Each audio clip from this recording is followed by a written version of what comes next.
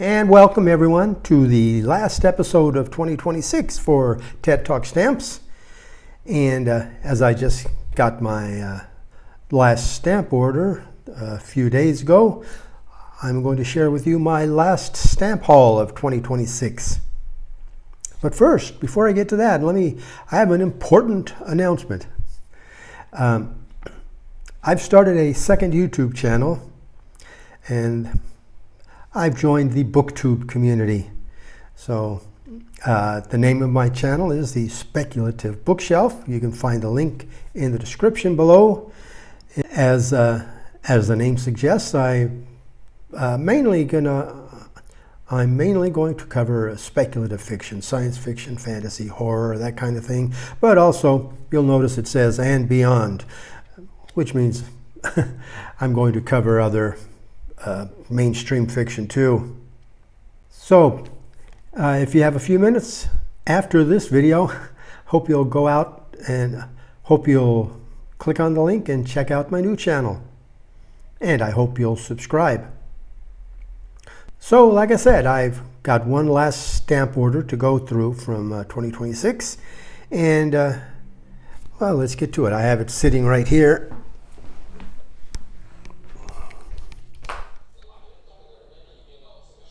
So here's, got two sides here. Here's side one of this stock sheet.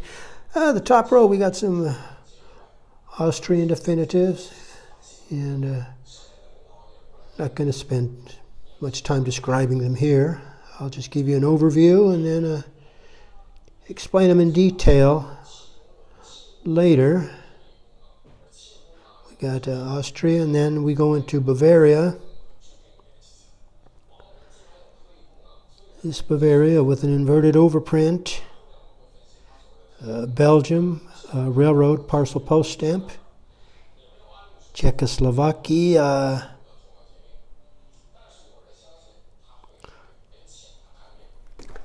A German semi-postal set. We have Franz Schubert. Poland airmails. And for my Portugal collection, there's a nice King Carlos with a nice clear circular date stamp. A Swiss airmail.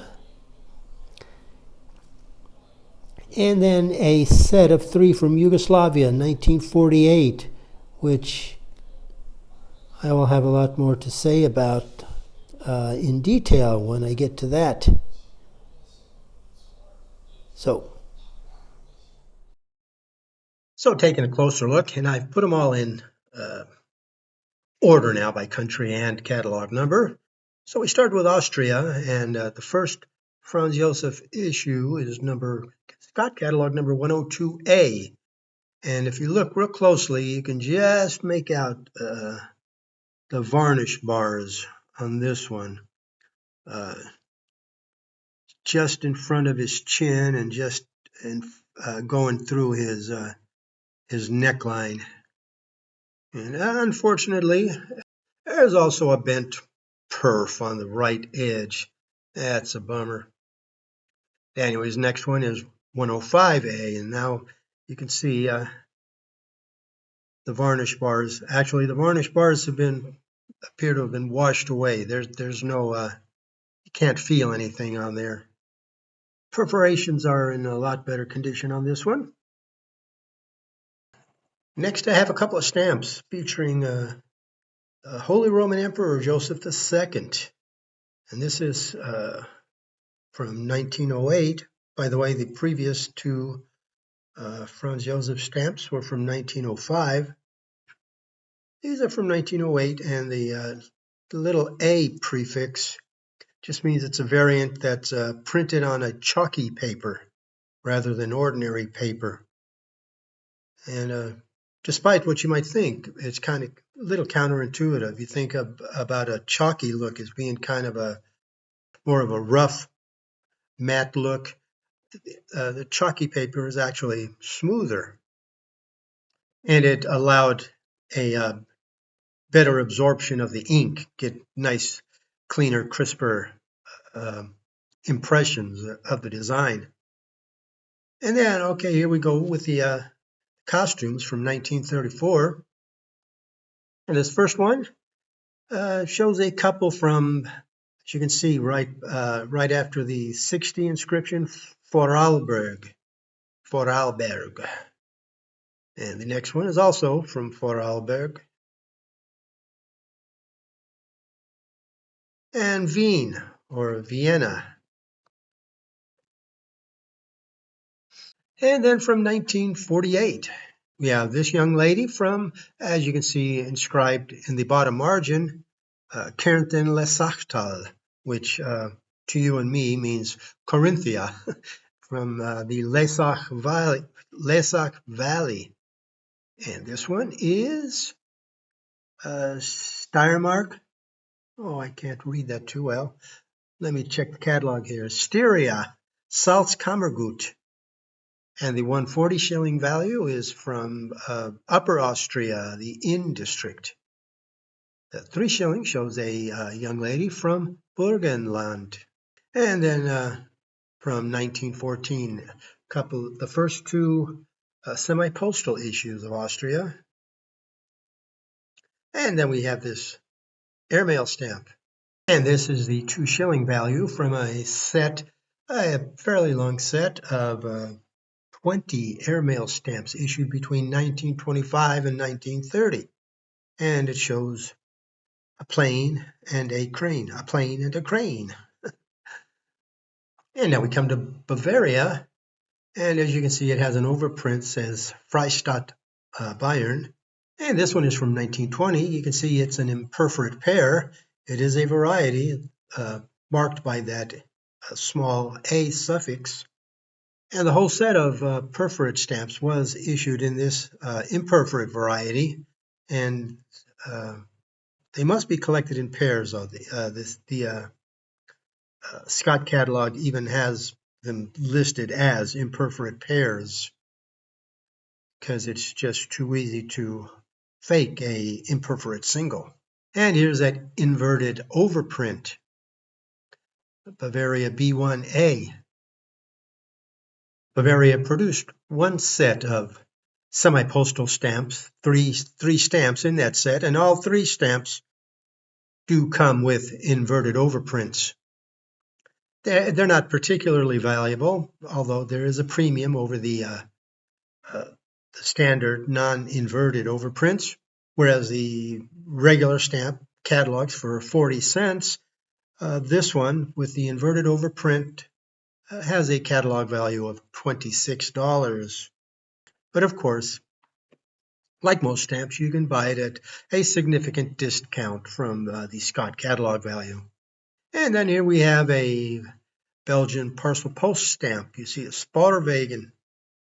Spoorweg is railroad, so they sometimes call these railroad parcel post stamps.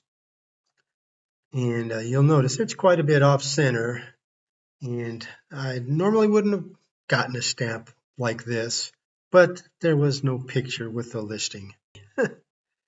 We come now to Czechoslovakia.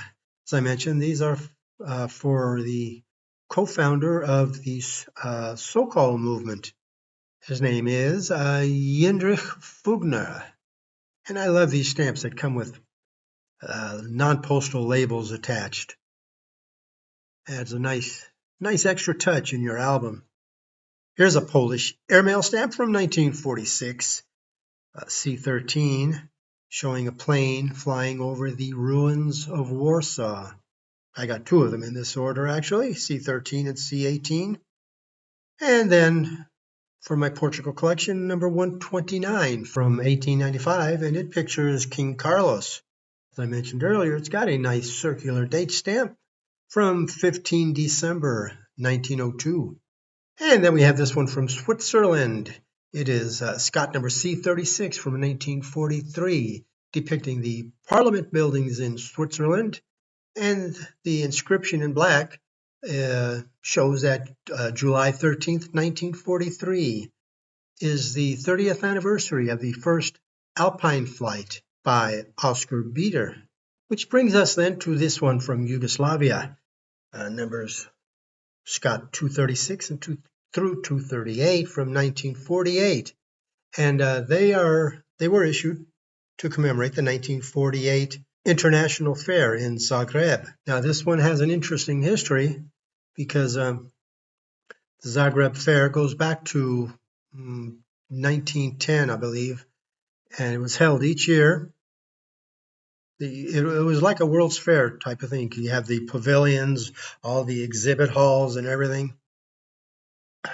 However, in 1948, the political situation got a little tense between Yugoslavia and Soviet Russia.